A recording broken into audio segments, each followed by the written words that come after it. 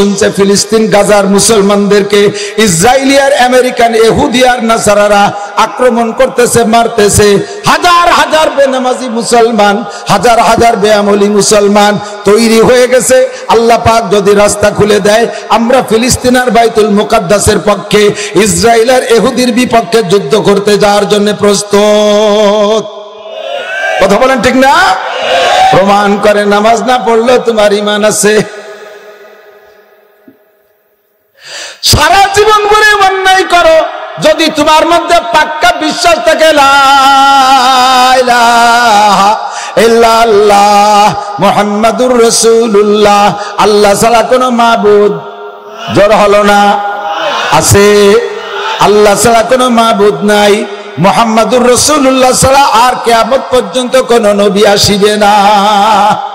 দুইটা কথাকে যদি অন্তরের ভিতরে পাক্কা বিশ্বাসের স্থানে স্থাপন করাইতে পারো, আল্লাহ পাক তোমাকে অন্যান্য আমলের ত্রুটির কারণে জাহান্নামে দেবে ঠিক, লক্ষ লক্ষ কোটি কোটি বছর জাহান্নামে পড়ার পরও তুমি অবশেষে এই ঈমানের বীজটা, ঈমানের চারা সিনার মধ্যে থাকার ওসিলায় তুমি অবশেষে জান্নাতে যাবা।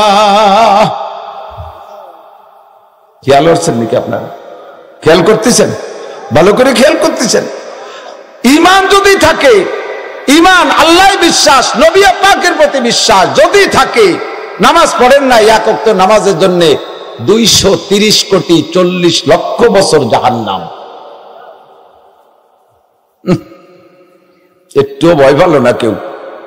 কই সবাই যেরকম পড়বে আমি ওইরকম পড়বো, ওতে কি হবে? সবাই একসাথে জাহান্নামে যাব, সেই সময় সবাই পড়বে আমিও পড়বো, তাতে অসুবিধা কি? তাই নাকি? তাই যদি হয়তো কত মানুষ হাজতে রয়েছে, পুলিশই ধরিয়ে নিয়ে গেছে, আপনি যেদিন আসামি হন সেদিন পুলিশের বইতে বলাই বেড়ান কে, সবাই জেলখানা গেছে, আমিও যাই একসাথে থাই আসি, কিছুদিন অ্যাক্সিডেন্ট দিয়ে আসি, তা বললে তো ধরা দেন না। আল্লাহু আকবার। হে যুবক মনে রাখ, এক ওয়াক্ত নামাজের জন্য 2 কোটি 88 লক্ষ বছর নয়, এক ওয়াক্ত নামাজ ছুটে গেছে আর কোনোদিন পড়ে দেন নাই, এমন এক ওয়াক্ত নামাজের জন্য 80 হুকবা জাহান্নামে পোড়া লাগবে। আর 80 হুকবার 1 হুকবা সমান সমান 2 কোটি 88 লক্ষ বছর। এবার 2 কোটি 88 লক্ষ করে আপনি 80 দিয়ে গুণ দেন, বের হবে 230 কোটি 40 লক্ষ বছর। এক ওয়াক্ত নামাজের জন্য 230 কোটি 40 লক্ষ বছর। একটা কবিরা গুনার জন্য 7000 বছর, একটা সগীরা গুনার জন্য 7000 বছর। জীবনে কত গুনাহ করছেন হিসাব নাই, আমি কত গুনাহ করছি হিসাব নাই। এমন করে রোজা ছেড়ে দিয়েছেন কবিরা গুনাহ, হজ ফরজ হয়েছে করেন নাই কবিরা গুনাহ, যাকাত ফরজ হয়েছে দেন নাই কবিরা গুনাহ, পর্দা ফরজ কবিরা করেন নাই কবিরা গুনাহ, মিথ্যে কথা বলছেন কবিরা গুনাহ, জিনা ব্যভিচার করছেন কবিরা গুনাহ, বিড়ি সিগারেট খাইছেন কবিরা গুনাহ, মত্তারি হিরোইন বাঙ্গাজা খাইছেন কবিরা গুনাহ, আইল ঠেলে পরের জমির ফসল কেটে আনছেন কবিরা গুনাহ, অকথ্য ভাষায় গালাগালি করছেন কবিরা গুনাহ, নিজের সুন্নতি দাড়িগুলো কেটে বেলাইছেন, মুখে যত সংখ্যা দাড়ি আছে একবার দাড়ি কাটলে অতগুলো কবিরা গুনাহ, আর এক একটা কবিরা গুনাহ সমান সমান 7000 বছর জাহান্নাম। মুখে যদি 1000 দাড়ি থাকে, কাটতে মাত্র 2 মিনিট, 2 মিনিটের ভিতরে দাড়িগুলো সব কেটে বেলাইছেন। আপনার 1-2 মিনিটের ভিতরে 1000 কবিরা গুনাহ ইনকাম করেছেন। মুখে যদি 1000 2000 দাড়ি থাকে, তাহলে আপনি 2000 কবিরা গুনাহ। এবার 2000 এর 7000 দিয়ে গুণ দেন, কত লক্ষ বছর জাহান্নাম। এতদিন আপনার দাড়ি কাটার কারণে জাহান্নামে পোড়া লাগবে। তওবা করার আগ পর্যন্ত, দাড়ি কাটা থেকে তওবা করার আগ পর্যন্ত, দাড়ি কাটা মানুষগুলো ঘুমের মধ্যে থাকলেও তার আমল নামায় প্রত্যেক 2 মিনিট অন্তর অন্তরে তার দাড়ি সংখ্যা কবিরা গুনাহ লেখা হইতে থাকে। দাড়ি কাটা মানুষ নামাজরত অবস্থায় 2 মিনিটে তার দাড়ি সংখ্যা কবিরা গুনাহ। দাড়ি কাটা মানুষ হজ করতেছে তওয়াফের ভিতরে, প্রত্যেক 2 মিনিটে দাড়ি সংখ্যা কবিরা গুনাহ। নামাজি দাড়ি কাটা মানুষ তিলাওয়াত করতেছে, তিলাওয়াতের ভিতরে তার আমল নামায় কবিরা গুনাহ। ঘুমিয়ে আছে তার মধ্যে কবিরা গুনাহ। এমন করে জীবন ভরে যত কবিরা গুনাহ করেছেন, সমস্ত কবিরা গুনাহ সাজা শাস্তি খাটার পরে শুধুমাত্র ঈমান আছে লা ইলাহা ইল্লাল্লাহ মুহাম্মাদুর রাসূলুল্লাহ, এই কলেমার বদৌলতে অবশেষে জান্নাতে যাবা। তবে এর আগে আইল মাসাইল খুলে ফেলে দেবে ফেরেশতারা বাড়াইয়া,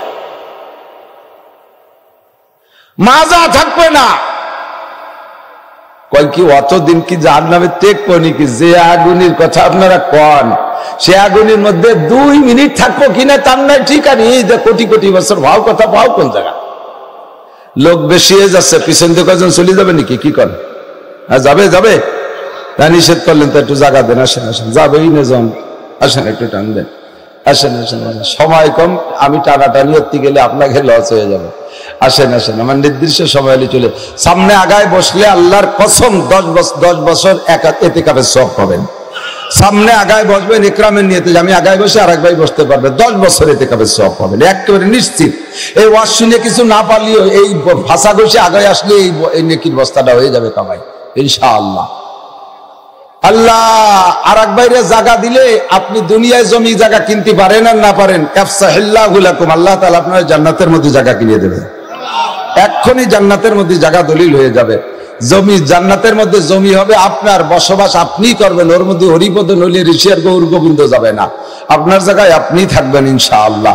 কাজেই আমরা মিশে মিশে বসবো, একরামের নিয়তে, সামনে ফাঁকা থাকলে সেটা পুরো করে বসবো, আল্লাহ কবুল করুক, বলেন আমিন। তো কি বলছি ভাই, একটা জাহান্নামে এতদিন থাকবো কি থাকবো না এই সংশয় দূর হয়ে যাক। আল্লাহ পাক নিজেই বলেন, কুল্লামা নাদিজাত জুলুদুহুম বাদদালনাহুম জুলুদান গায়র, প্রত্যেক মুহূর্তে মুহূর্তে জাহান্নামের আগুনে পুড়াইয়া আপনার শরীরের রক্ত মাংস সব খসায় ফেলবে, ভস্ম করে দেবে। তাহলে শরীরে আর রক্ত মাংস না থাকলে তার পোড়া খাবো কোন জায়গায়? নতুন করে আর একটা দেহ তৈরি হয়ে যাবে সঙ্গে সঙ্গে।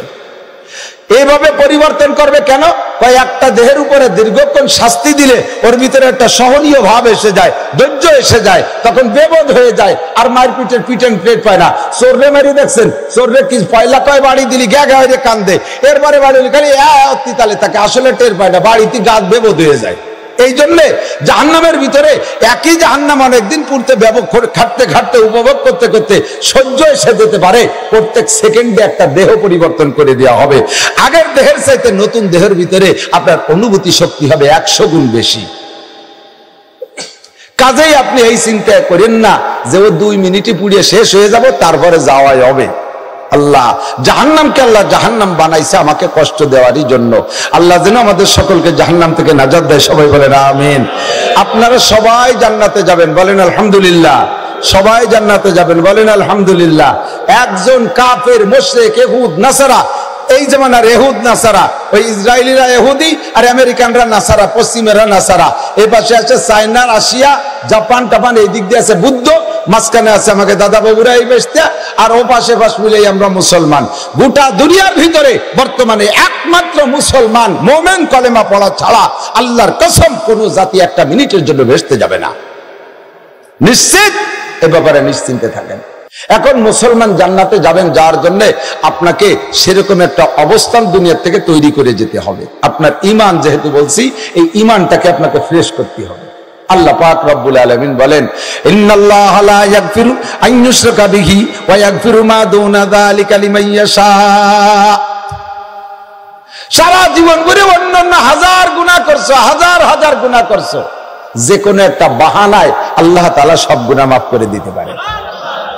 যে কোনো ছোট্ট একটা বাহানা আল্লাহ মাফ করে দিতে পারে, ছোট্ট একটা বাহানায় মাফ করে দিতে পারে। আমরা কিতাবে পড়েছি, সম্ভবত ইমামে গাজালি রহমাতুল্লাহ আলাইহি, উনি তো বড় লেখক ছিলেন, উনার আমলে তার বল পেন ছিল না, শেষ ছিল দত কলমের কালি। মনে আছে নাকি মুরব্বীরা? দত কলমে লেখছেন না? আমি তো পাতাড়িয়নের ছাত্র, তালপাতার পাটিতে বসতাম, তালপাতায় লেখছি, আমি লেখছি, আর আমার মুরব্বীরা তো আরো বয়সী যারা, তারাও লেখছে। মনে আছে নাকি তালপাতার লেখা? দত বইরে কালি বানাই, এর বুতামের মতো কালি পাওয়া যেত হাটেতে, 10 পাই একটা কিনছি আমি, ওই কালি বুতামের মতো কালি দতের মধ্যে গুলাইয়া কুঞ্চির কলম নিয়ে যাইতাম দত ধরে। বাড়িতে যাওয়ার সময় তো ভাই তেল পানি, তেল কই সেজি গুঁজে যেতাম। বাড়ি আসার সময় মা আমারে সেন্তরা যে যেটা গেছে সেই দিন আর একটা সারা গা কালি কালি হয়ে যেত, মুখ চোখ কান জামা কাপড় সব কালি কালি হয়ে যেত। একদিন আর একদিন সিটেই পিটেও দিতাম ছোটবেলায়। ইমামে গাজালি রহমাতুল্লাহ আলাইহি কাঁচা কালিতে কিতাব লিখতেন। তো একদিন লিখতে একটা মাছি আইসা উনার নিবের উপরে বারবার পড়তেছে, আর উনি তারে তাড়াই দিচ্ছে। তখন উনি ভাবলেন যে হয়তো মাছিটা একই জায়গায় এতবার পড়তেছে কেন, নিবের মাথায় পড়ে কেন, কলমের গোড়ার দিক পড়তো, ও জায়গা পড়ে কেন। তখন উনি বুজুর্গ মানুষ ভাবছে সম্ভবত এই মাছিটার পানির পিপাসা হয়েছে, হয়তো কোথাও পানি পাই নাই, তাই এখানে কালিরে পানি মনে করে বসছে। উনি কিছুক্ষণ অফ রাখছে, লেখা বন্ধ রাখছে, মাছিটা নিবের উপরে কিছুক্ষণ বসে থেকে এরপরে চলে গেছে। ওই যে গেছে, তার মাছিটা আসে নাই। তখন উনি বুঝলেন যে অবশ্যই তার পিপাসা, আগে তারে বসতে দেয়নি, পানি খাইতে দেয়নি, বিদায় বারবার আসছে। যখন সে পিপাসা নিবারণ হয়ে গেছে একবারে চলে গেছে, আর আসে নাই। ইমামে গজালি রহমাতুল্লাহ আলাইহির ইন্তেকালের পরে স্বপ্ন ওহী না, তবে স্বপ্ন হলো মোমেনের স্বপ্ন ওহীর 46 ভাগের 1 ভাগ, অর্থাৎ 46টা স্বপ্ন যদি একজন মুসলমান দেখে তার 45টা মিথ্যে, একটা সত্য। ওহী যেমন সত্য, মোমেনের 46টা স্বপ্নের একটা স্বপ্ন সত্য হতে পারে। তো এক বুজুর্গ ইমামে গজালি রহমাতুল্লাহ আলাইহির খলিফাদের মধ্যে এক বুজুর্গ স্বপ্নে দেখতেছে যে ইমাম গজালি জান্নাতের মধ্যে বড় আনন্দ উল্লাসে আছেন। ওই জান্নাতের ভিতরে থাকা অবস্থায় জিজ্ঞেস করছে, হযরত আপনি জান্নাতের মধ্যে এই পরিবেশ পাইলেন কিভাবে, এত সুন্দর জান্নাত পালেন কিভাবে? উনি বললেন যে আমার জিন্দেগীর সব আমল আল্লাহ তাআলা একটা বাহানায় নষ্ট করে দিয়েছে, কোনো আমল কাজে লাগে নাই। নামাজ, রোজা, হজ, যাকাত, তাসবিহ, তাহরির যা করছি, কিতাবাদি লিখছি, বয়ান, বক্তৃতা, তাহাজ্জুদ, ইশরাক, আওয়াবিন, চাষ সব বরবাদ হয়ে গেছে। আমার কিচ্ছু আমল নামায় ছিল না, আমি জাহান্নামী হয়ে যেতাম একটা অন্যায়ের কারণে। কি অন্যায়?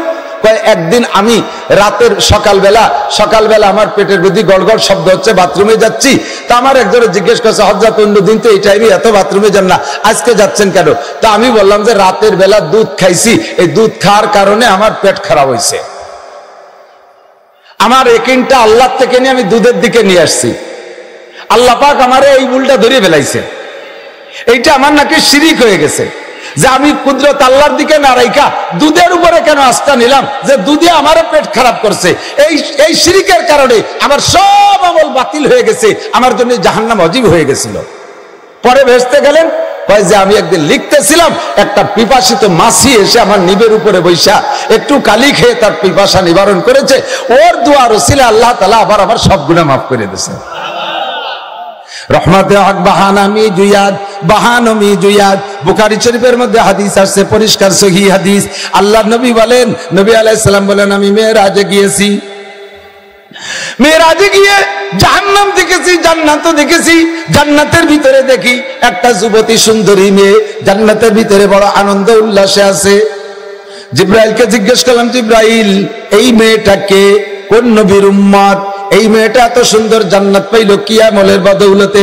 একটু বলো জিবরাইল, আমি আমার উম্মতের নারীদেরকে বলবো, তারা ওই নেক আমল কইরা জান্নাতি হবে। জিবরাইল বললেন, হুজুর এই মহিলাটা বনি ইসরাইলের মেয়ে, হযরত মুসা নবী আলাইহিস সালাতু ওয়াস সালাম আলাইহিস সালামের উম্মতের মধ্যে একটা মেয়ে।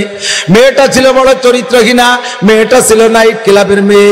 এই মেয়েটা বন্ধু বান্ধব নিয়ে, বয়ফ্রেন্ডদেরকে নিয়ে রাতে আনন্দ করত, রাতের বেলা মদের আড্ডায় সময় কাটাইতো, আর সেখানে মদ গাঁজা খাইয়া আর নিজে অন্যকে খাওয়াইয়া এরপরে দেহ ব্যবসা করত, শরীরের দেহ ব্যবসা করে পয়সা কামাই করে তাইতে জীবন যাপন করত। বড় চরিত্রহীন মেয়ে ছিল। মেয়েটা জান্নাতি হলো কোন আমলে? এবার জিবরাইল বলে, হুজুর ওই মেয়েটা একদিন তার নাইট ক্লাব থেকে বেহুশ অবস্থায়, অজ্ঞান অবস্থায় ছিল প্রায় দুপুর পর্যন্ত। প্রখর রৌদ্র যখন উঠছে তখন সে হুঁশ ফিরছে, এবার ক্লাব থেকে বাসার দিকে যাইতেছে। মরুভূমির ভিতর দিয়ে যাওয়ার পথে একটা ইন্দারা কূপ, বুখারী শরীফের হাদিসের তরজমা বলছি, মরুভূমির ভিতরে একটা ইন্দারা কূপ। ওই মেয়েটা যখন ওই কূপের কাছে গেছে, গিয়ে দেখে একটা কুত্তা জিহ্বা বেরোইয়া এমলাইয়া কানতেছে। একবার ওই ইন্দারার নিচের দিকে তাকায়, আবার এদিক ওদিক তাকায়, আবার ইন্দারা ছেড়ে দূরে কোথাও যায় না। স্বাভাবিকভাবে যেই প্রাণীর ভিতরে লোভ বেশি, ওই প্রাণীর জিহ্বায় রস বেশি। যে প্রাণীর জিহ্বায় রস বেশি, ওরা কিন্তু লোভী বেশি হয়। দেখেন কুত্তা জিহ্বে বেরোয়, দৌড়ায়, টপটপায় পানি পড়ে, দেখছেন না? মানুষের মধ্যে যারা একটু লোভী, তাকে জিহ্বে পানি বেশি। তাকে সামনে একটা বিস্কুট খাতে গেলিও ঘন ঘন ঢোকছে ফের, তার মানে আমার একটু দাও। আর তেঁতুল দেখলে তো সহ্য করতে পারে না, অত সবারই সমস্যা। কুত্তার লোভ বেশি, ওর জিহ্বেতে পানি পড়ে। ওই কুকুরটার জিহ্বে শুকিয়ে গেছে, এক ফোঁটা পানিও পড়ে না। বারবার ইন্দারার দিকে তাকাইয়া নিচের দিকে তাকাই, পানি দেখে, আবার এদিক ওদিক তাকায়, কোনো মানুষ পায় না। ইন্দারা ছেড়েও দূরে যায় না, পুরো মরুভূমি চড়ায় আসছে, কোথাও পানি পাই নাই। ও বুঝছে যে পানি পাইলে এখানেই পাবো, কিন্তু লাগতে পানি খাইতে গেলে যদি নামি তাহলে তার উঠতে পারবো না, এতটুক বুদ্ধি তো সেই জন্য নামে না। মহিলাটা ওখানে গিয়ে উপনীত। এবার মহিলা কুত্তার এই দুরবস্থা দেখা বুঝছে পিপাসিত, তারে কিভাবে পানি পান করানো যায়। গায়ের ওড়না, পায়ে ছিল চামড়ার মোজা, ওই মোজাটা খুইলা এই ওড়নার কেনির সাথে বাইদা নিচে ছেড়ে দিয়ে নাড়াচাড়া দিয়া মুজাবরে পানি উঠাইয়া কুত্তাটার সামনে ধরছে, টপ টপ করে কুকুরটা পানি পান করে বেলাইছে। 2-3 মুজা পানি তারে পান করানোর পরে তার কলিজা ঠান্ডা হয়ে গেছে। কুত্তাটা এবার নিজ গতিতে তার গন্তব্যে চলে গেছে। হযরত জিবরিল আলাইহিস সালাম বলেন, ওগো নবী, ওই মহিলাটার সারা জীবনের গুনাহ আল্লাহ পাক এই পিপাসিত কুত্তাটারে পানি পান করানোর কারণে ক্ষমা কইরা তারে জান্নাতি করে দিছে। রহমতে হক বাহানা মিজুয়াত ইন্নাল্লাহা লা ইয়াগফিরু আন ইউশরাকা বিহি ওয়া ইয়াগফিরু মা দুনা যালিকা লিমান ইয়াশা। শুধু শিরকি গুনাহ করবেন না, কুফরি গুনাহ করবেন না। আল্লাহ পাক রব্বুল আলামিন বলেন, ইন তাজতানিবু কাবাইরা মা তুনহাউনা আনহু নুকাফির আনকুম সাইয়্যাতিকুম ওয়া নুদখিলকুম মুদখালান কারীমা। ও বান্দা, যদি তুমি কবিরা গুনাহ থেকে বাঁচতে পারো, আমি তোমার সগীরা গুনাহ maaf করে দেব। আমি সগীরা গুনাহ maaf করতে তোমার কাছে তওবা চাই না। সগীরা গুনাহ maaf করার জন্য আল্লাহ তওবা চায় না। সগীরা গুনাহ বিনা তওবায় আল্লাহ ক্ষমা করে দেওয়ার অঙ্গীকার করেছেন। শর্ত হলো আমি কবিরা গুনাহ করব না। কথা বলেন, কি গুনাহ? জোর হলো না? কবিরা গুনাহ আমি যদি না করি, সগীরা গুনাহ আল্লাহ maaf করে দিবেন। তবে বিচার দুয়ে গুনারই সমান। সগীরা গুনাহে কবিরা গুনাহে যে পরিমাণ শাস্তি, সগীরা গুনাহে সেই পরিমাণ শাস্তি। তাহলে সগীরা কবিরার পার্থক্য করার দরকার কি? বড় ডারে দেখতে বড় দেখা যায়, ছোট ডারে দেখতে ছোট দেখা যায়। এই শুধু পার্থক্য, এই শুধু পার্থক্য। বাকি সব গুনাই আল্লাহর নাফরমানি। সমস্ত গুনাই কি? আল্লাহর নাফরমানি। ছোটটা আল্লাহর নাফরমানি, বড়টা আল্লাহর নাফরমানি। আল্লাহর হুকুমের খেলাফ ছোটটা, আল্লাহর হুকুমের খেলাফ বড়টা, আল্লাহর হুকুমের খেলাফ। দেখতে যেটা বড় সেইটার নাম কবিরা, আর দেখতে যেটা ছোট সেইটার নাম সগীরা। বাকি বিচার দুই গুণার জন্য সমান সমান। আমি উদাহরণে বলে থাকি অনেক সময়, আমার দিক তাকান, বয়ান তো সবই ইউটিউবে পান। আমি উদাহরণে বলে থাকি, একটা কেউটো সাপ 4 হাত লম্বা, 4 হাত লম্বা একটা কেউটো সাপ, এটা বড় সাপ, এর নাম হলো কবিরে সাপ। এই বড় সাপে কামড়াইলে তো মানুষ মরে, এটা তো জানাই আছে। কেউটো সাপের এতটুকু একটা বাচ্চা বিঘেত খানিক লম্বা, ও পিল পিল পিল পিল করতে করতে চলে আইছে। এর আদরের সাথে ধরে করতে, ছোট মানুষ বালিশের তলে থাক। এই ছোট সাপটারে আদর করে রেখে দিয়েছেন, ও যদি কামড় দেয় তাহলে তো মানুষ মরে না? হ্যাঁ, যে মরে মরে। সগীরে সাপতে কি হবে? পট্টুক সাপের কামড়ে কি হয়? কিছু হয়? তাহলে বড় সাপে কামড়াইলেও মানুষ মরে, ছোট সাপে কামড়াইলেও, এবং একে টাইমে মরে, টাইমও বেশ কম নেয় না, ঠিক না? বড় সাপে কামড়াইলে যদি মানুষ মরে, ছোট সাপে কামড়াইলেও যদি মানুষ মরে, তাহলে কবিরা গুনারও যে পরিমাণ টাইম বিচারের, সগীরা গুনারও সেই টাইম বিচারের আল্লাহ বেইনসাফি করে নাই। তবে কবিরা গুনার থেকে বাঁচা সহজ। বড় সাপে কামড় দিতে গেলে ফনা তোলে, ফস করে একটা শব্দ করে না? সাপ যদি বড় হয়, তার ফসটা বড় হয়, শব্দটা বড় হয়, দূরের থেকে কানে শোনা যায়, চোখে দেখা যায়, তার থেকে আত্মরক্ষা করতে লাভ দিয়ে জান দিয়ে চলে যাওয়া যায়। কিন্তু সাপটা যদি ছোট হয়, ওর রাত্রে বাঁচা বড় কঠিন। ও বালি শীতলে ডুয়ে রয়েছে, তারপরে জুতোর মধ্যে চলে গেছে, মুজার মধ্যে বেসায় গেছে, জাঙ্গের মধ্যে বেসায় রয়েছে, কোন জায়গায় কোন জায়গা মারিয়ে দেয় তা কোয়া যায় না, অত দেওয়া যায় না। হুশ করে যে কোনো জায়গা মারিয়ে দিতে পারে। ছোট্টার হাতের থেকে বাঁচা কঠিন, কতক্ষণ ঠিক ঠিক না? বড়টার হাতের থেকে বাঁচা যায়। আল্লাহ এই জন্য বড়টার দায়িত্ব তোমার কাছে দিছি, যেটার থেকে বাঁচা কঠিন ওইটার দায়িত্ব আমি নিলাম। তোমার জিন্দেগিতে যত সগীরা গুনাহ হবে, বিনা তওবায় আমি আল্লাহ ক্ষমা করে দেবো। কোন সুবহানাল্লাহ। শর্ত হলো তুমি কবিরা গুনার থেকে বাঁচো। এই কবিরা গুনার ভিতরে আবার আকবারুল কাবায়ের, সবচেয়ে বড়, সবচেয়ে বড়, সবচেয়ে বড়, যেই বড় আর বড় থাকে না, সেইটার নাম হলো শিরিক। সেটার নাম কি? আল্লাহ তাআলা লা তুশরিক বিল্লাহ ইন্নাশ শিরকা লাযুলমুন আযীম। ও বান্দা, যা কিছু করিস না করিস, আমার সাথে শিরিকটা করিস না, এতে আমি বেশি কষ্ট পাই। আমার সাথে শিরিক করিস না, আমি বেশি কষ্ট পাই। ইহুদিরা শিরিক করে, নাসারারা শিরিক করে, ইহুদিরা শিরিক। আমাদের বর্তমানে বাংলাদেশে প্রচুর হয়ে গেছে। আমার ভাইরা উনরা লা মাযহাবি দাবি করে, আহলে হাদিস দাবি করে, গায়ের মুকাল্লিদ দাবি করে, মাযহাবিদেরকে ধিক্কার দেয়, ধমক দেয়। এনাদের উলামায়ে কিরাম যারা, তারা বর্তমানে বলতেছে যে ইহুদি আর নাসারারা এরা শিরিক করে না, আর ওই এরা কাদিয়ানীরা শিরিক করে, ফিলিস্তিনিরা শিরিক করে, হানাফিরা শিরিক করে, শাফিরা শিরিক করে, চরমুনাইরা শিরিক করে, তবলিগালারা শিরিক করে, গোবেরডাঙ্গালারা শিরিক করে, সুটপারুজুর শিরিক করে মরছে। আমরাও বলে বর্তমানে শিরিক করি। এই জন্য উনরা ইহুদি আর নাসারা ইসরায়েল আর আমেরিকার পক্ষ নেছে। আল্লাহই বলেন ইহুদ নাসারার চাইতে বড় মুশরিক হয় না। ক্বালাতিল ইয়াহুদু উযাইরুন ইবনুল্লাহ। শিরিকের এক নম্বর শিরিক হলো আল্লাহর সাথে সমকক্ষ কেউকে মনে করা, আল্লাহর ফ্যামিলিতে সদস্য তৈরি করা, এটা হলো এক নম্বর শিরিক। এ ভাই, আল্লাহর ফ্যামিলিতে সদস্য আছে? কথা বলেন, আছে? আল্লাহ কয়জন? বলেন কুল হুয়াল্লাহু আহাদ। কুল হুয়াল্লাহু আহাদ, শাহাদাত আঙ্গুল উঁচা করেন। কুল হুয়াল্লাহু আহাদ, আল্লাহ কয়জন? বলেন আল্লাহুস সামাদ। আল্লাহ বা মুখাপেক্ষী, লাম ইয়ালিদ ওয়া লাম ইউলাদ, জন্ম নেয়ও না জন্ম দেয়ও না, ওয়া লাম ইয়াকুল লাহু কুফুয়ান আহাদ, আল্লাহ পাকের সমকক্ষ কেউ, জোরে বলেন, আছে? ওরা কয়, ইহুদিরা কয় ক্বালাতিল ইয়াহুদু উযাইরুন ইবনুল্লাহ। ইহুদিরা, ইসরাইলীরা এরা কয় যে উযাইর আলাইহিস সালাম আল্লাহর ছেলে। শুধু এই কয়ে এ ভাই, আল্লাহর ছেলে উযাইর আলাইহিস সালাম, এই কথাটা উপরে বললে ভারী একটা খারাপ দিকে মন যায় নাই, কিন্তু ভিতরে হিসাব করে দেখছেন ছেলে অতি কি লাগে। তার মানে ওরা বুঝায় যে আল্লাহ তাআলা উযাইর আলাইহিস সালামের মায়ের সাথে যৌন আচরণ করে গর্ভধারণ করাইছে। সেই গর্ভের সন্তান উযাইর, তাহলে আল্লাহর ছেলে সাব্যস্ত হলো, আল্লাহর ফ্যামিলি সাব্যস্ত হলো, আল্লাহর স্ত্রী সাব্যস্ত হলো। এর চাইতে বড় শিরকি গুনাহ হতে পারে? এই ইহুদিরা তারাই আল্লাহর ছেলে সাব্যস্ত করে উযাইর আলাইহিস সালাম রে। তারা বলে মুশরিক না, আমার এই দেশের প্রাণপ্রিয় বন্ধুবর উলামায়ে কিরাম বলেন। এবার আমেরিকানরা, ইউরোপ কান্ট্রিরা, তারা নাসারা, তারা কয় ক্বালাতিন নাসারা মাসীহ ইবনুল্লাহ, আর নাসারারা কয় ঈসা আলাইহিস সালাম আল্লাহর বেটা।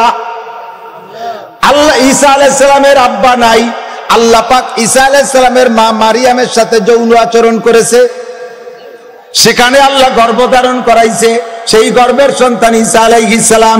একটু জোরে করেন নাউযুবিল্লাহ, লা তুশরিক বিল্লাহ। আমরা কি এই কথায় বিশ্বাসী? কথা বলেন, বিশ্বাসী? আমার আল্লাহর ছেলেও নাই, মেয়েও নাই, আমার আল্লাহর আব্বাও নাই, মাও নাই, আমার আল্লাহর স্ত্রী নাই, ঠিক কি ঠিক না? আল্লাহু আকবার, লা তুশরিক বিল্লাহ। আমরা এই শিরিক করি না, আমরা এই ব্যাপারে পাক্কা আছি আল্লাহর রহমত। তবে আমরা একটা শিরিক মাঝে মাঝে করে থাকি, আল্লাহর যে গুণ আছে ওই গুণগুলো মখলুকের মধ্যে আমরা টেনে আনার চেষ্টা করি। ছেলে দেয় কে? মেয়েকে দেয় আল্লাহ, দেয় ছেলে মেয়ে। ভাষাগত ভাবে না বললেও আপনার আমলি কার্যকলাপে প্রমাণ করে আপনি অনিচ্ছাকৃত শিরিক করে বসেন।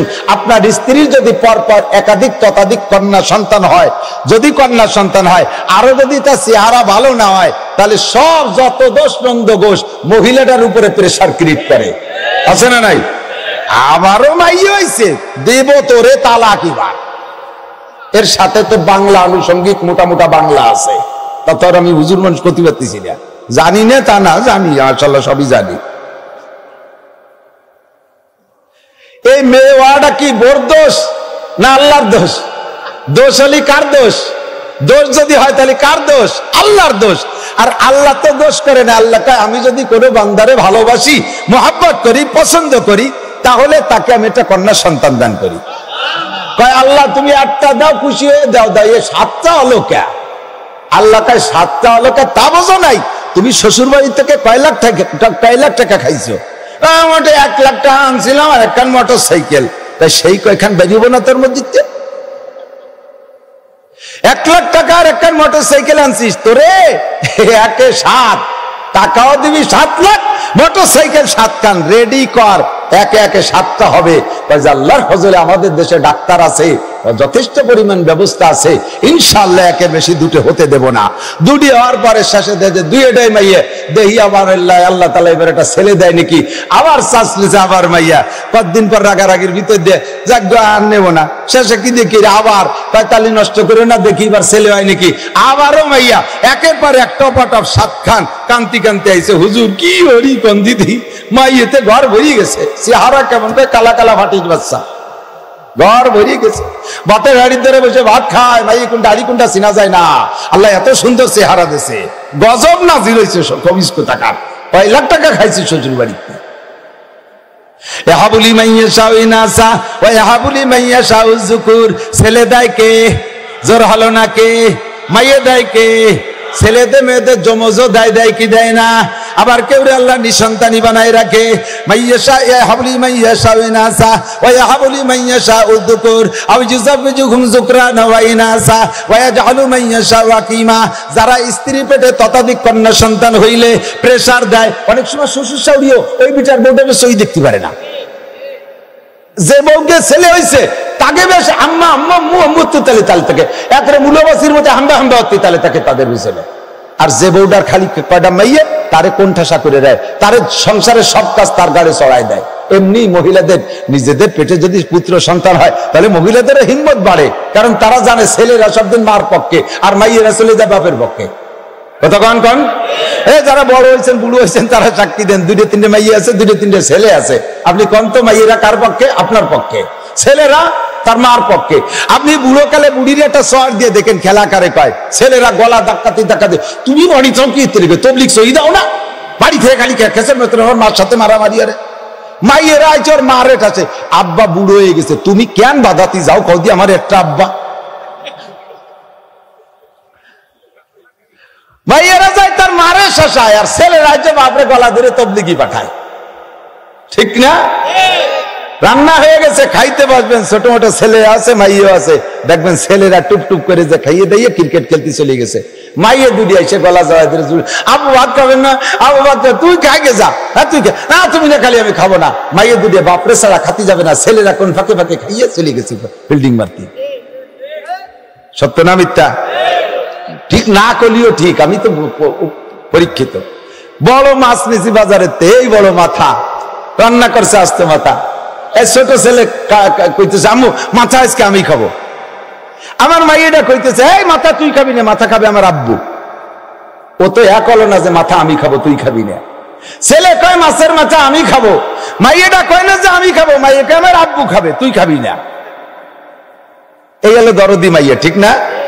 তুমি মারা যাওয়ার পরে ছেলে দেখবে আগানতে বাগানতে সিগারেট খেয়ে বেড়াচ্ছে, সে বউ নিয়ে গল্প করতেছে, আর মাইয়া এসে গলা জড়ায় ধরে হুমড়ি খাই কান্দে, ও আব্বা, আর আব্বা করতে পারবো না। ঠিক না? সেই মাইয়ে হওয়ার পরে স্ত্রীর পর প্রেসার করে যারা, তাদের একই যে মাইয়েটা বানাইছে বৌতি, আল্লাহর পর বিশ্বাস নাই, এটা গোপন শিরিক হয়ে গেছে। কি শিরিক? এটা গোপন শিরিক হয়ে গেছে। ইন্নাল্লাহা লা ইয়াগফিরু আন ইউশরাকা বিহি। এখন যদি আল্লাহ কয়, এদিক দেখেন, আল্লাহ যদি কয় যে তোর বোর পেটে মেয়ে হওয়ার কারণে তোরা বেটা অপছন্দ করলি, রাগারাগি করতেছিস, তাহলে বোঝা গেল তোরা মাইয়ে পছন্দ করিস না, ছেলে ভালো লাগে। তাই বউ বিটি মানুষ পারে না, দুর্বল, যা বানাইছে তা মাইয়ে হয়ে গেছে। তোরা বিটা মানুষ শক্তি আছে, কয় বেটা ছেলেটা তোরা বানা, কতক্ষণ পারলি ছেলে তুলা বানা। ছেলের আর কিছু না, ছেলের ছেলে কটি যেটুক লাগে সেইটুক বানাতি, সেটুকের নাম করলাম না।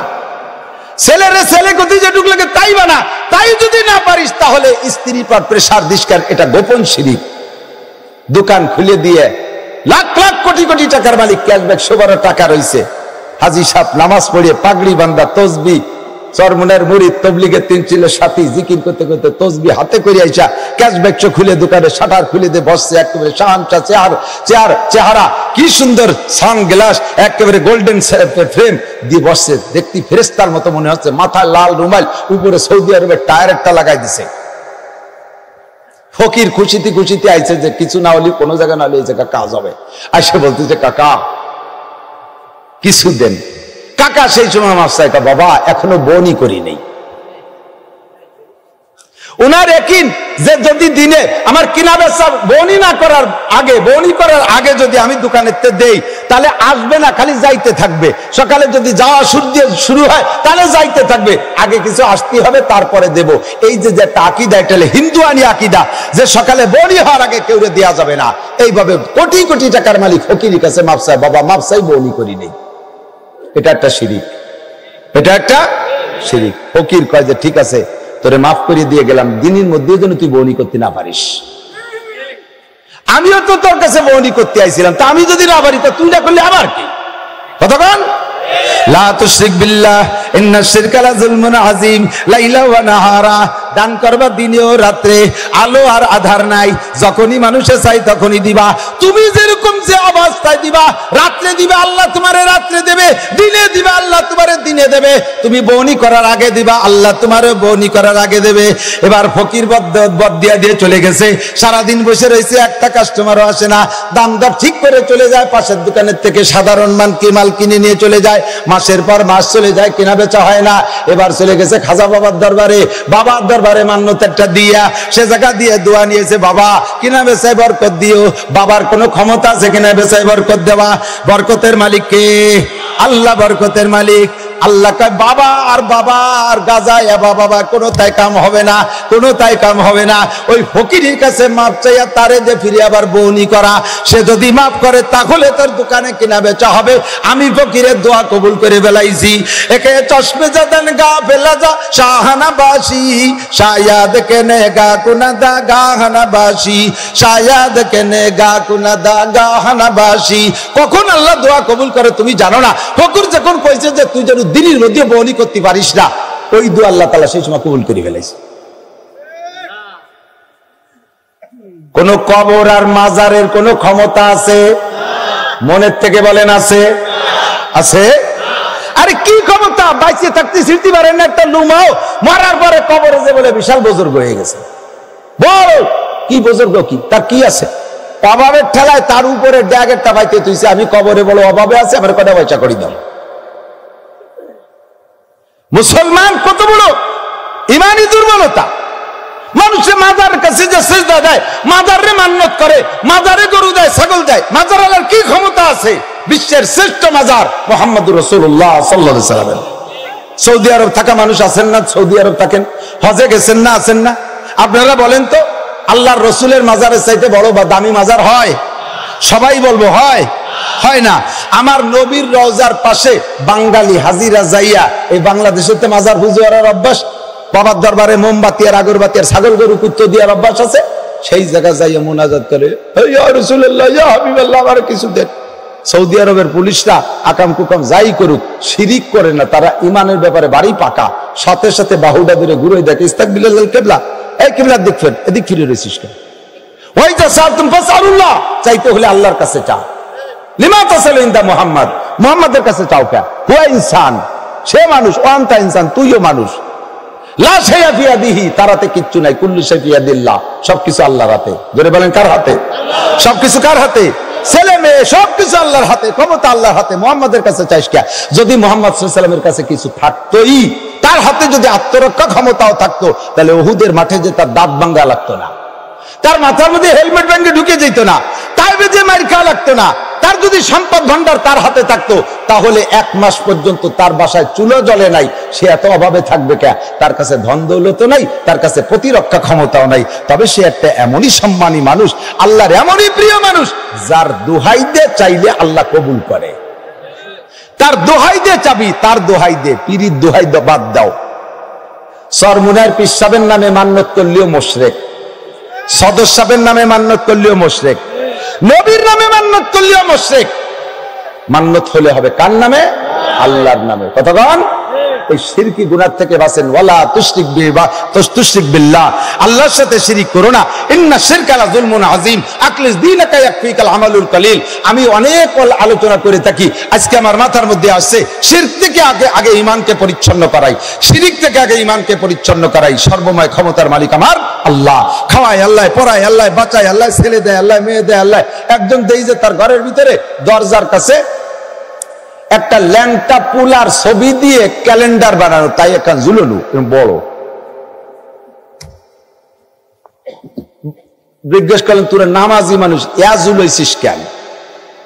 তা কইতে চায় না, এবেলা নামা, আবার নামায়ও না, নামাজ টেকা পরে জ্ঞানের হয়ে যান। আগে তো দুটি মাই হয়েছে, একজন কইছে যে গর্ভবতী অবস্থায় যদি ল্যাংটা ফুলাপানের এই জিনিসটা দেখা যায়, তাহলে ছেলে হয়। আমি কবরে দাতাল, আমি দেখবো তোর কি হয়। কোথাকার পেটের মধ্যে বাইরের ক্যালেন্ডারের হুক আছে, পেটের মধ্যে সাল হয়, তোর চেয়েছে কোন সব নামা। সেই সময় দমকে নামাইছে, পরে শুনলাম যে আবারও টানাইছে। আর আমি আর চেয়ারতে যাই, কিন্তু ওকে মনে হচ্ছে টানা সময় মতো শুনবারই কি হয়। পরে 2-3 মাস পর ডেলিভারি হয়েছে, ও আমারে দেখলে আর এক রাস্তায় দিয়ে সিঁড়ি যায়। আমি ডাকে, কি খবর, কি দেখি হলে তো কলি টলি না, ছেলে মেয়ে হলি তো আমার দাওয়াত দেয়, দোয়া টোয়া নেয়, সে আকিকা টাকিকা নাম টাম রাখতে পারে। ভাই জান একটু লজ্জায় পড়ে গেছি, এই জন্য করতে পারিনি, এইবার 2টি হয়েছে। তাহলে তা যা দেখলি তাকো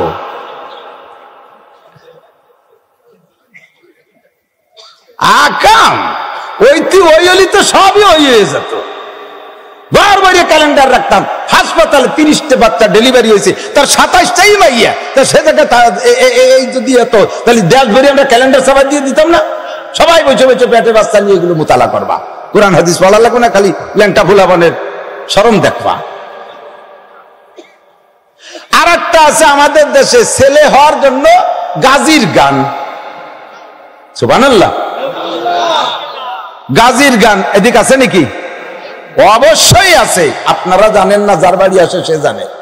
গাজীর গান মক্কায় গায় না, গাজীর গান মদিনায় গায় না, গাজীর গান গহরডাঙ্গা গায় না, গাজীর গান কোরআনে নাই, গাজীর গান হাদিসে নাই, গাজীর গান আরব দেশে নাই, দেওবন্দে নাই, হাটহাজারী, পটিয়া, বাবুনগর, জিরি, নাজিরাত, ফরিদাবাদ, লালবাগ, মালিবাগ, যাত্রাবাড়ি, গহরডাঙ্গা, আরে আমাদের পাশে পাশে কোন মাদ্রাসায় গাজীর গান নাই। গাজীর গান যদি ইসলামের গান হইতো তাহলে তোদের মতো মৈশো গেছাইতে আমরা গাইতাম আগে, ঠিক না? কোরআনের গান কোরআনে আছে, আমরা গাই। হাদিসের গান হাদিসে আছে, আমরা গাই। ফরজ হাদিস সুন্নাত কোরআন হাদিসে আছে, আমরা গাই। টুপি দাড়ি সুন্নাত যেটা আছে কোরআন হাদিসে আমরা আমল করি। আরে যদি এই গাজীর গান শরীয়তে হইতো তাহলে আমরা উলামায়ে কেরামরা আগে গাইতাম। আমরা চরমুড়ায় গাজীর গান হয় না, বিশ্ব ইজতেমায় গাজীর গান হয় না, কথা বলেন ঠিক ঠিক না? গাজীর গান শিরকি গান। গাজী কালুর নামে গান মানলে, মান্নত করলে ছেলে হয়, ইরিদান ভালো হয়, পিএস হয়, ফসল নষ্ট হয় না, শিল পড়ে না, এগুলো সব মুশরিক। এগুলো সব কি? লা তুশরিক বিল্লাহ। এর একটা শিরিকে কি হয় জানেন? এদিক তাকান, আমি নামাজ কালাম হজ যাকাত সব করি, তারপরে একটু কিছুতে আবার ঈমান নষ্ট হয়ে যাবে কেন? আমি উদাহরণে বলি মাঝে মাঝে, একটা বেলুন, এই বেলুন ফুলোয় না পোলাপান, একটা বেলুন ওই যে পোলাপান খেলনা কিনতে ফুলাচ্ছে, একটা বেলুনটা পুরো ফুলাইতে পরিমাণ মতো হাওয়া দেওয়া লাগবে, যতক্ষণ তার হাওয়া ধরে অতক্ষণ দিতে হবে, বেশি দিলে এবার বাস্ট হয়ে যাবে। আবার কম দিলি পারা মুখ চাপা থেকে যাবে, পুরো ফুল হইতে জন্য পরিপূর্ণ হাওয়া দিতে হবে। এই পেট ভরা হাওয়া বেলুনটার ধরে রাখতে হলে বেলুনের সারাগা ভালো থাকতে হবে না? সারাগা ভালো থাকতে হবে না, ঠিক না? এবার সারাগা ভালো থাকলে বেলুনের হাওয়া পুরো থাকবে, ফুলনু ঠিক থাকবে, কিন্তু পুরো হাওয়া বেরোয় যাওয়ার জন্য কি সারাগা ছিঁড়া লাগবে? বোঝেন নাই কথা?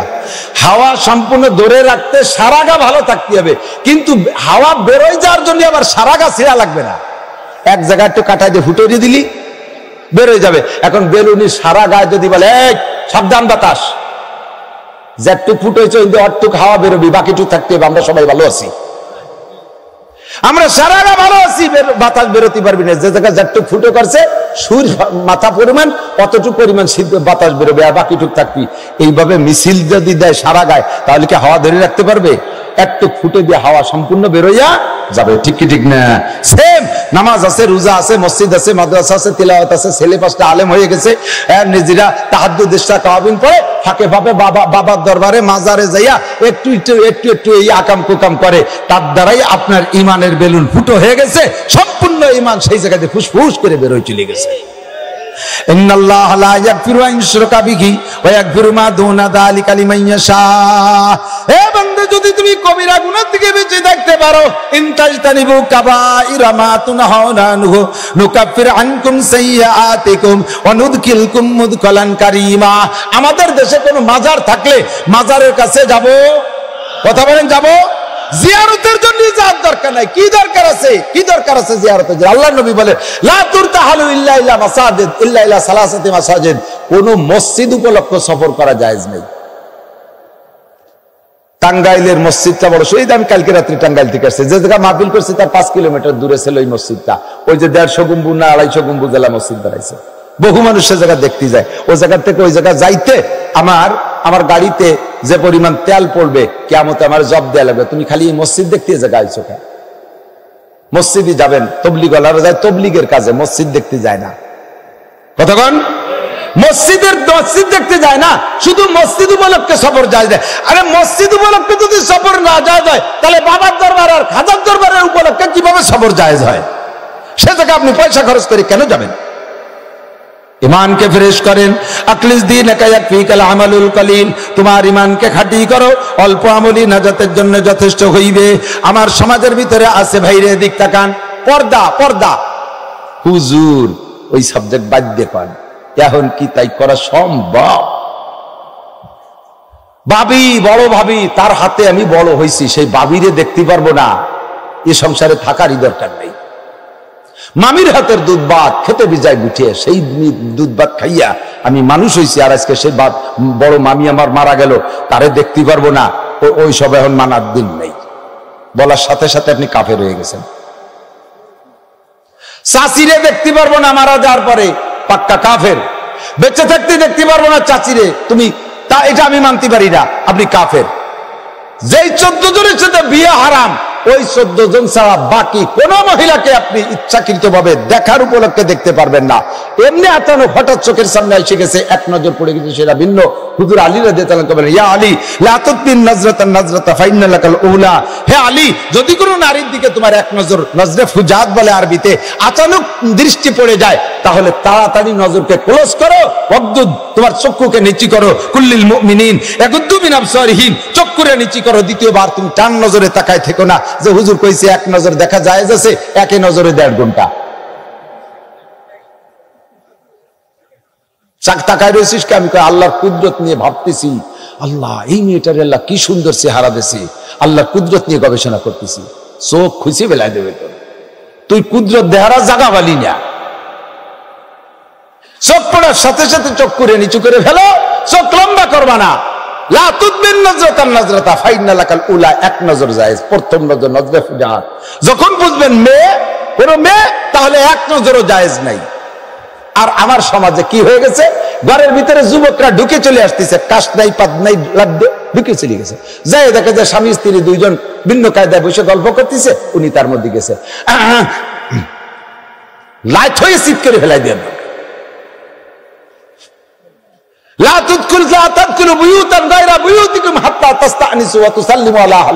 আল্লাহর কোরআনের হুকুম। ওই ঘরে ঢোকার জন্য তুমি আগে তাদের সাথে বাইরে থেকে সম্পর্ক করো। বাইরে থেকে সম্পর্কের সিস্টেম কি? ওয়াতুসাল্লিমু আলা আহলিহা, বাইরে থেকে সালাম দিবা, আসসালামু আলাইকুম, আসসালামু আলাইকুম, আসসালামু আলাইকুম। 3 সালামে যদি জব না আসে, ফিরে চলে যাবা, ঢুকে পড়বা না। এই ছেলেরা মনে রাখবা, ছোট পোলাপানরাও খেয়াল রাখবা। তুমি যদি বোঝো যে তোমার আব্বা মার স্যান্ডেল ঘরের বাইরে দেখা যাচ্ছে, ওনার রুমের ভিতরে, তুমিও সংকেত না দিয়ে ঢুকবা না। অনেক সময় আব্বা মার বেছতর বেহালাত, শরমের হালাতটা সন্তানের নজরে পড়ে যায়, তাতে সন্তানের চরিত্র নষ্ট হয়। আব্বা মা বাকি জীবনে সন্তানকে দেখলে লজ্জাবোধ করে। কতক্ষণ আব্বা মা যে রুমের মধ্যে আছে, সংকেত না দিয়ে ঢুকবা না। আমার আব্বা মা, আমি তাদের ছেলে, ঢুকে বলবো, অসুবিধা কি? ছেলে হও আর মেয়ে হও, সংকেত দিয়ে ঢুকবা। সংকেতটা হলো সালাম। আম্মু আসবো, আম্মু আসবো বলবা, সালাম দিয়ে আসসালামু আলাইকুম, আম্মু আসবো। যদি তুমি আওয়াজ না পাও তাহলে ঢুকবা না। হয়তো ওরা কোন হালাতে আছে, বলতে শরম পাচ্ছে, ঢুকবা না। যার যদি বলে না একটু পরে আয়, বাস সরি চলে যাবা। আল্লাহর শরীয়ত, কোরআনের শরীয়ত কত সুন্দর। কতক্ষণ পরিবারের ভিতরে পর্দা না থাকার কারণে, আর আমার কিছু কিছু মুরব্বী আছে এমন বেডঙ্গা, ছেলে বিদেশ থাকে, সেই ছেলের বউ বাপের বাড়ি। ছেলে বলছে, আব্বু আমি আসতেছি, ফ্লাইট আমার এই টাইমে, আমি তো শরীর খারাপ, সেই তো আর শ্বশুর বাড়ি যে আমি বউ আনতে পারবো না, পারলে আপনি নিয়ে আসেন, আর না হলে আমার শ্বশুরে ফোন দেন, সে দিয়ে যাক। বুড়ো কয়, না তো শ্বশুরে খাবো কে, আমি বা যাবো কে, ওই জামাল রে ফাটাই দিচ্ছি। জামাল হলো ছোট ভাই, তার বয়স 22 বছর, নাবালেগ, করে ফাটাই দিচ্ছে। এই 22 বছরে নাবালেগ গারে ফাটাইছে বাবি আনতি। বাবি সেই বাড়িতে নিয়ে রওনা দিয়েছে, এ বাড়ি পৌঁছায় নাই। তোরা কোথায় গেছিস? আইসি একটু কুয়াকাটা আইসি। হ্যাঁ, একটু কুয়াকাটা গেছে, দাতালের দাল। তুমি বুড়ো কথা, ঠিক আছে, কালকে সকালে সকালে চলে আসি। রাতভর দুনিয়া যা কাম করছে, বুড়োর আমল নামে ফিলাক্সি লোড হয়েছে সব। চলার পথে এই জাতীয় অন্যায় আপনারা বুড়োরা কেন করেন ছেলে বিয়ে দিয়ে নিয়ে আইছে, ছেলের বউরে ছেলে পালকিতে নামা, আগে তো পালকি ছিল, পালকিতে কোলে নিত, এখন হয়েছে প্রাইভেট কার। এই ছেলের বউরে ঘরে নিতে হবে, মুরব্বিরাই কয় কেডা নেবে কেডা নেবে কেডা নেবে, মাইজিয়ে জামাই নেবে। জামাইতি শালা বউরে কোলে করে ঘরে গাড়িতে ঘরে নেবে। তোমার এইটাকে যদি জায়েজ মনে করে তাহলে তোমার ইমান নষ্ট হয়ে গেছে। আর এটাকে প্রথা তৈরি করে দিয়েছে। আর জামাইরাও এই শালা বউরে কোলে ঘরে না নামাতি পারলি তখন তারাও রাগে ফটফট করে, কি জন্য দাঁত দিলে, দাঁত দেওয়ার দরকার ছিল কি, এইরকম অপমান করবে, তার পরের বউ কোলে উঠবি তা না হতে দিলি তোর অপমান হয়। তোর মতো জামাই আসার দরকার নেই, স্যান্ডেল দিয়ে ভালো দেবো, এ কথা না কেন, তোর সলাই দিয়ে ভালো দেবো, তোর মতো দাঁতাল আমার বাড়ির দ্বারে আসবি। সাড়ে শয়তান কোথাকার, সমাজটাকে ধ্বংস করে দিছে। মুরব্বীরা, আল্লাহ নবী বলেন সালাসাতুন কদ হারামাল্লাহু আলাইহিমুল জান্নাহ, তিনজনের জন্য বেহেশতে হারাম। কয়জন? এই যেগুলো বলতেছি সব কবিরা গুনাহ। ইবাদত বহুত করছেন, করেন আরো। গুনাহ ছাড়েন, গুনাহ ছাড়িয়ে দেওয়া সবচেয়ে বড় ইবাদত, গুনাহ ছেড়ে দেওয়া সবচেয়ে বড় ইবাদত। কতক্ষণ পরিষ্কার হাদিস আছে, আবু হুরায়রা রাদিয়াল্লাহু আনহু আমার নবী আলাইহিস সালাম হাত ধরে এভাবে ফাদদাহুন নাফিয়া, পাঁচটা কথা বলে আঙ্গুলের মধ্যে গুনিয়ে দিয়ে বললেন, এক নম্বরে বৃদ্ধাঙ্গুল ধরে বলেন, কি বলেন, ইত্তাকিল মাহারিমা তাকুন আবাদান নাস, যত হারাম আছে এগুলো ছেড়ে দাও তাহলে তুমি সবচেয়ে বড় বুজুর্গ। নামাজ রোজা বহুত করা যায়, হজ যাকাত বহুত করা যায়, কিন্তু আকামের স্বভাব থাকলে সেইটা ছাড়া যায় বাড়ি কঠিন, সেইটা ছাড়া বাড়ি কঠিন। ইত্তাকিল মাহারিমা তাকুন আবাদান নাস, যত হারাম আছে ছেড়ে দাও তাহলে তুমি সবচাইতে বড় বুজুর্গ হতে পারবা। একটু প্রতিজ্ঞা করি, এই বিষয়গুলো তো সব মুরব্বীরা এখন ইনভ্যালিড হয়ে গেছে, ছেলেদের কামাই খায়, তাই ছেলেরা ধমক দিয়ে বুড়োগিতে যা করায় তাই করা লাগে। যুবক তোমরা প্রতিজ্ঞা করো, তুমি যদি এখন নষ্ট হয়ে যাও তুমি একসময় বাপ হবা, তোমার ছেলে আরো নষ্ট হবে। তুমি যদি এখন কোরআন হাদিসের কমান্ড না মানো তোমার ছেলে মেয়ে আরো মানবে না। যুগে যুগে মুহূর্তে মুহূর্তে দিন বদল আসতেছে, সময় পরিবর্তন হচ্ছে, আপডেট হচ্ছে, সবকিছু নতুন নতুন যা আসতেছে আগের সাথে কোনো মিল নাই। মুরব্বীদের কাছে জিজ্ঞেস করো ওনাদের জন্ম হয়েছে কয়জনের, সিজার হয়েছে কয়জনে, এখন থেকে নিয়ে 50-এর ঊর্ধ্বে যাদের বয়স, বলকে 40-এর ঊর্ধ্বে যাদের বয়স, 40-এর ঊর্ধ্বে যাদের বয়স, আমার মনে হয় একজনও সিজারে জন্ম নেই। কতক্ষণ 40-এর উপরে যাদের বয়স তার একটাও সিজারে না। এগুলো কি হয়নি না ফ্যাটে রয়ে গেছে না? অলিভার আসলো কোন জায়গা, হ্যাঁ? আর এখন বাচ্চা অতি গেলি পেটে বাচ্চার সংকেত আসছে যে হ্যাঁ গর্ভধারণ করছে, ওই সময় থেকে ব্যারাকের সাথে যোগাযোগ করা সারা সিজারের দিন 30,000 টাকা লাগবে রে। আনাইন্দা জান্নে আবদিবি, আমার আল্লাহকে আনাইন্দা জান্নে আবদিবি, আমার সম্পর্কে যেমন ধারণা করবি আমি সেরকম আচরণ করব। তুই যদি ধারণা করিস যে সিজার ছাড়া হবে না, তাহলে সিজার ছাড়া হবেই না। তোমার আব্বার জন্ম হইছে, তোমার আব্বার জন্ম হইছে তুলোর মধ্যে, ফেস্টোর মধ্যে, সিরা খেতার মধ্যে, দাদি নানিরাই সিরা খেতাইতে ধরে নামাইছে, ঠিক না? আর তোমার জন্ম হয়েছে কম্পিউটারের মধ্যে, আল্ট্রাসাউন্ড ইসিজি এই কোটি টুরি বের হয়েছে না। আর আল্লাহ বাসালে তোমার ছেলে মেয়ে জন্ম নেবে হেলিকপ্টারের মধ্যে। ডেলিভারি আসছে না, সে কি করবে, পয়সা আছে, হেলিকপ্টার ফোন দাও, হেলিকপ্টারে নিয়ে আইছে, উঠে যাও, উঠতে গেছে হেলিকপ্টারের সবে সব ভয়তে হেলিকপ্টারের মধ্যে ডেলিভারি হয়ে গেছে। সত্যি না মিথ্যে কথা? কাজেই তুমি এখন যা করতেছ, তুমি তোমার আব্বার কথা মানতেছ না, পরে বান্ধবী একটা নিয়ে আইছে সামনে দিয়ে তুমি ডিলিক মেরে বেড়াচ্ছ। আল্লাহ বাসালি অপেক্ষা করো, তোমার মায়ের সামনের পরের ছেলেরা বেরিয়ে নিয়ে যাবে, তুমি খালি চশমা দিয়ে দেখবা যে কি হচ্ছে, কিছু ঠেকাতে পারবা না, কাঁদবা, খালি কাঁদবা। তুমি কন্ট্রোল হও, তোমার ছেলে মেয়ে কন্ট্রোল হবে। তুমি আব্বা মার কথা মানো, তোমার সন্তান তোমার কথা মানবে। মানার ভিতরে কমে যাচ্ছে। বলেন আমার মুরব্বীরা যারা আছেন তারা বলেন স্কুলের স্যারদেরকে কি বলেন, বাঘের চাইতে ভয় পেতেন না? বাঘের চেয়ে ভয় পেতেন না? আব্বা মারে কি পরিমাণ, মুরব্বীরা কিছু ছিল একটু মেজাজি, মার্বেল খেলতাম, কড়ি খেলতাম, যদি খবর পাইতাম বল কাগা আসতেছে, কড়ি মুড়ি ফেলায় তুইয়ে বাগান ছিঁড়ে আর শাল বাগান দিয়ে দৌড়ে সারিয়ে, ঠিক না?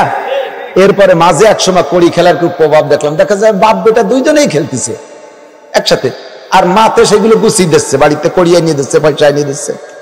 সুবহানাল্লাহ। তাহলে ডিমোশন কোথায় চলে আসছে?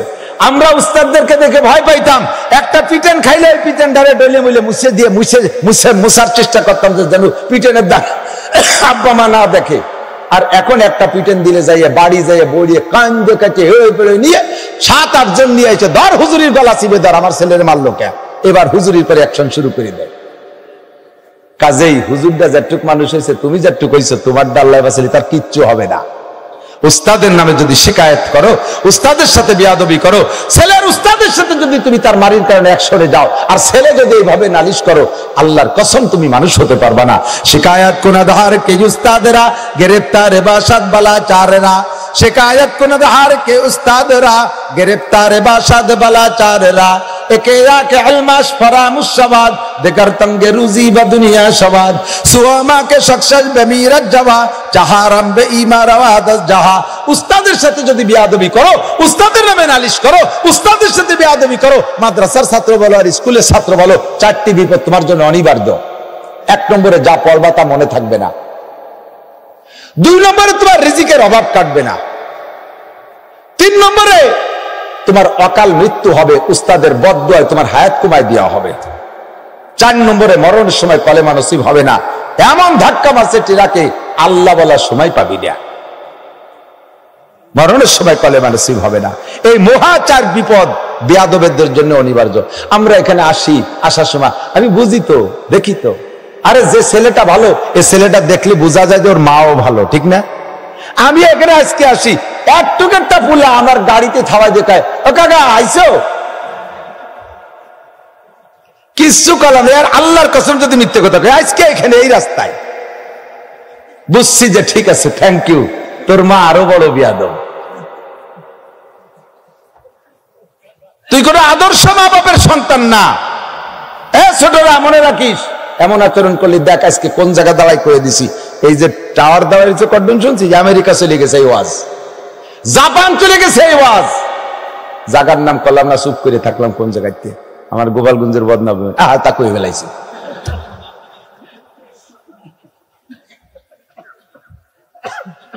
আল্লাহ আদব তাজস্তে আদরুত পে ইলাহি, বেনে বরসর বেরো হর যাকে খাহি। আদবের টুপি মাথায় পরে যে জায়গা যাবি, চুমো খাবি, আদর পাবি, সোয়াগ পাবি, ভালোবাসা পাবি। বেয়াদবি করবি তো মাইকে ভাবে বলে দেবো, বেয়াদবি করবি তো জুতোর বাড়ি খাতে মুনাজাত করা লাগবে না, দূরের থেকে জুতো স্যাঙ্গা কপালে ফিয়ে পারবে মিটানা। ভদ্র হও, নম্র হও, ছোট হও, বড় হও, কলেজ হাই স্কুলের স্টুডেন্ট হও, বিনয়ী হও। আসসালামু আলাইকুম হুজুর, কেমন আছেন, কত দূর থেকে আসছেন, আমি আপনাকে অনেক ভালোবাসি, আমি আপনার বয়ান শুনি, হুজুর আমাকে একটা দূরে নসিহত করবেন। তুমি এভাবে বলো, ও কাকা কোন চাইছো, ও দাতালে বেটা দাতাল, তোর বাবার বাড়িতে আইছি। তুই যেমন কবি আমি সেরকম কব।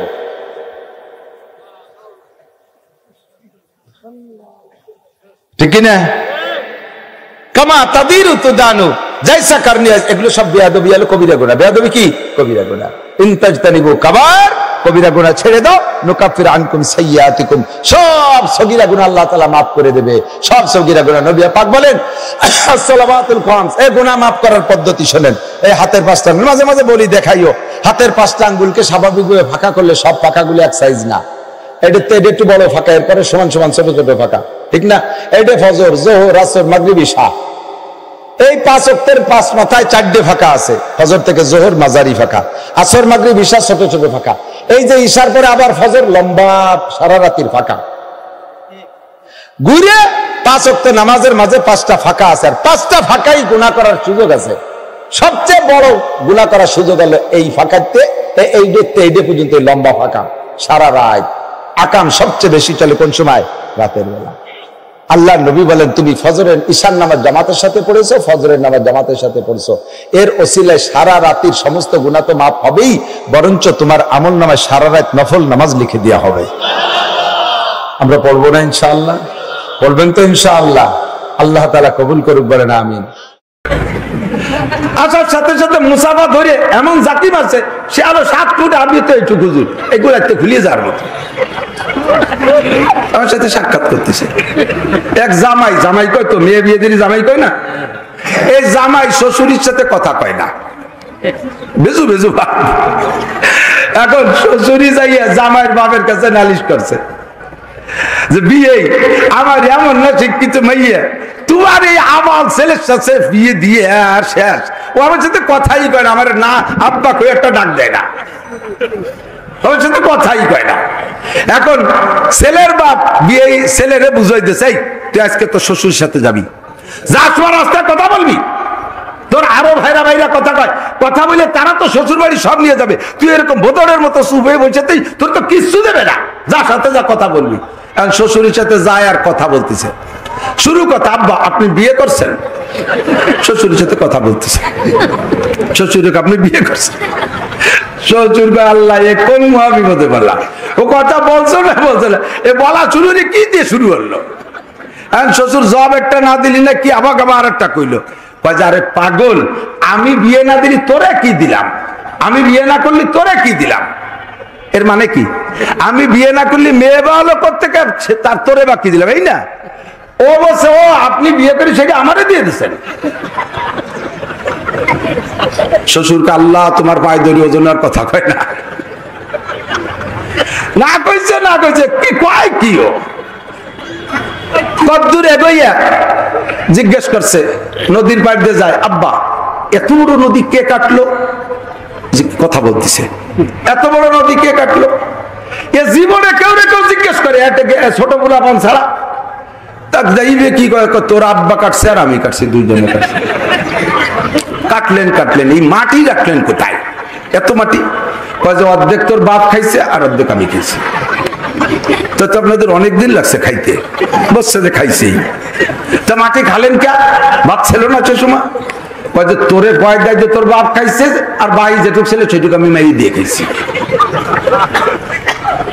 তো কথা যদি কও তাহলে এরম কইও না, ভদ্রতার সাথে কথা বলো, আদবের সাথে কথা বলো, বিনয়ের সাথে কথা বলো, আদব শেখো। যদি আমরা বলতে পারি না, এই রাজনীতি করা যুবকরা খেয়াল রাখবি, ছাত্রলীগ করো, ছাত্র দল করো, যুবলীগ করো, যুব দল করো, যে দলই করো না করো, যত বড় নেতা হও, বেয়াদবি করো, সেবা করবা না, ধ্বংস হয়ে যাবা। কোন নেতার কথায় কাহার সাথে বেয়াদবি করবা না, নেতা তোমার বাঁচায় দেবে না, তোমার বিপদে তুমিই পড়বা। কথা বলেন ঠিক কি ঠিক না? সাবধান, আদব বড় দামি জিনিস। কেন আমাদের কাছে দাও না? আমেরিকার হাজার হাজার লাখ লাখ মানুষ না ঘুমাইয়া এভাবে আত্মহত্যা করে পাগল হয়ে মারা যাচ্ছে। আমরা মালিকের কাছে, আল্লাহর কাছে মামলা দেব, এই বলে কয় বসেন, আমার ফ্যামিলির সদস্যদেরকে নিয়ে আসি। বাসায় চলে গেছে ওই সুন্নতি পোশাকে, বাড়ির কেউ তারা চিনতেছে না।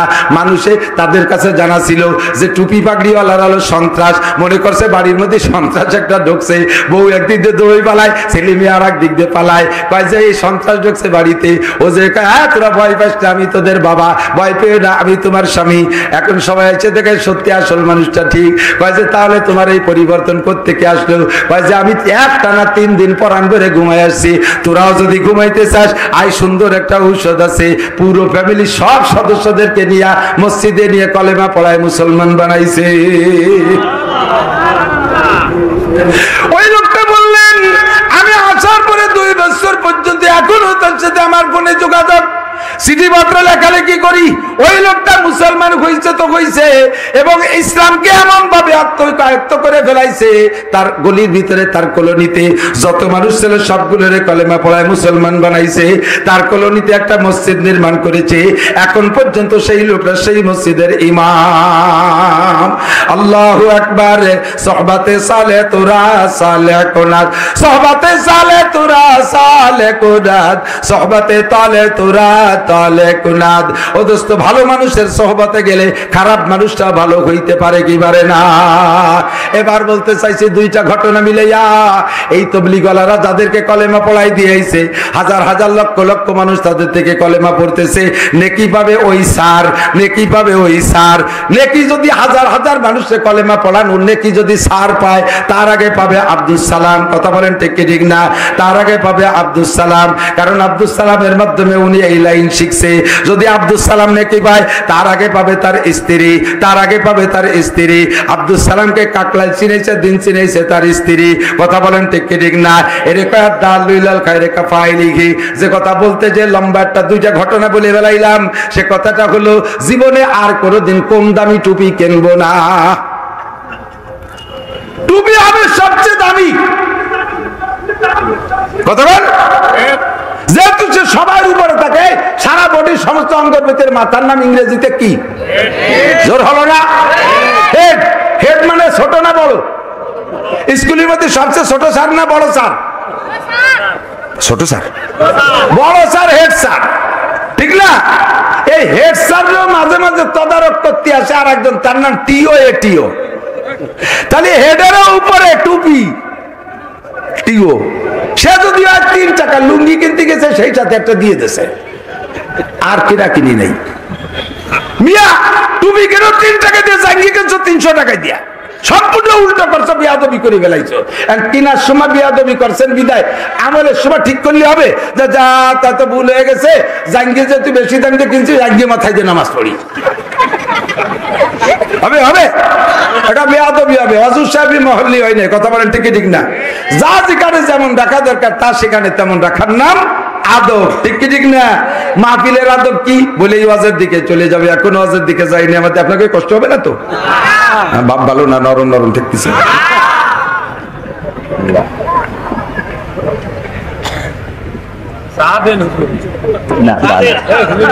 চা না, এই গরম এসে গেছে তো একটু মুখ শুকিয়ে আসে। আর বয়ানে বসলে না সানা, বয়ানে বসলে ঘামিয়ে যায়, বয়ানে বসলে না না ফ্যান চালানো যাবে না। নবী আলাইহিস কাইফা কানা বাদুল হুজুরের কাছে শুনে দেখেন ওহীর সূচনা কেমন ছিল।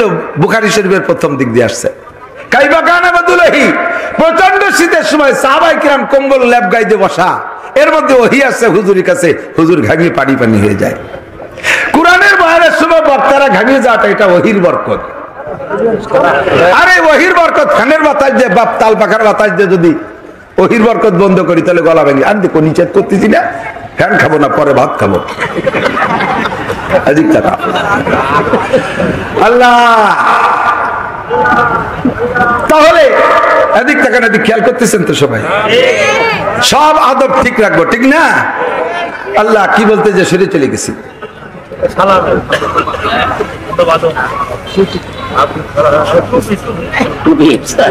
আব্দুল সালাম চলে গেছে, টুপি চলে গেছে, সেই সিলেটের রস চলে গেছে। আল্লাহ, তো আমাদের এই মাহফিল, মাহফিলেরও আদব আছে, আছে না নাই? মাহফিলের আদব নবী আলাইহিস সালাতু ওয়াস সালামের সামনে বৈশা জিবরিল আলাইহিস সালাম শিখাই দিয়েছে। ঝিনাইদহ সিনাই শহরের ভিতরে আসতে বসতে বহুত আসছি, মাঝখানে আসছি আজকে মাত্র, এই জন্য কথাগুলো শুরুতে বলে যাচ্ছি। বয়ানের আদব হলো, আমরা বক্তারা বয়ান করবো, আপনারা খুব চাতকের মতো তাকায় থাকবেন। কথা আমি বলি না, এই সব কথা একটাও প্ল্যান করে আসি নাই, একটাও হিসাব করে আসি নাই। জিহ্বায় ওয়াজ লেখা নাই, মাথার মধ্যে মেমোরি কার্ড ঢুকানো নাই, পেট ভরা বস্তা ভরা ওয়াজ নাই। এখানে বসার পরে ওয়াজ আসে, কখন আসে?